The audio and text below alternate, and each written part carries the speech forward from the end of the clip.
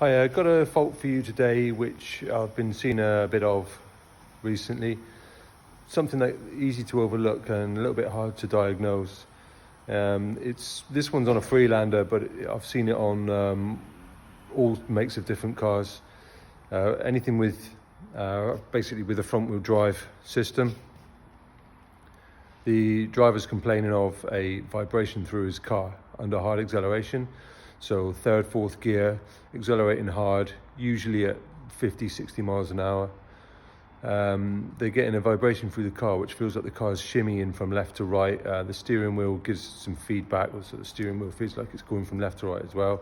But the whole front end of the car feels like it's shimmying from left to right. So typical cause, people would start looking at wheel balancing and deformed tyres and stuff like that. The thing that's not so obvious is damage to drive shafts.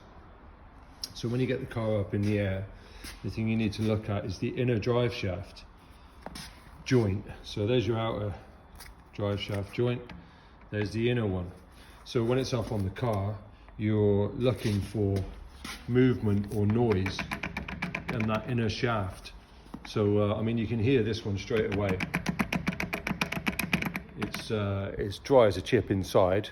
I mean, you can feel that it's dry. You can move this shaft around and feel that there's no grease in there. You probably can't see the movement, but there's quite a lot of movement there in the joint. And then just to confirm it, you can see there's no grease in there, and the little bit of grease that is around the edge of the boot is covered in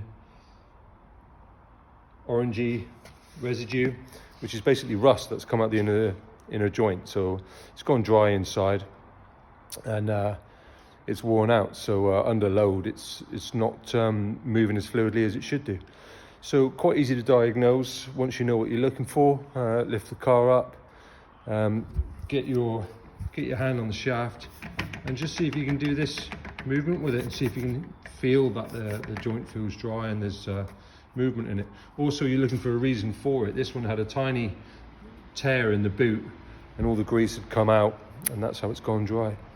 So hope it helps. Might give some people some ideas for an elusive fault.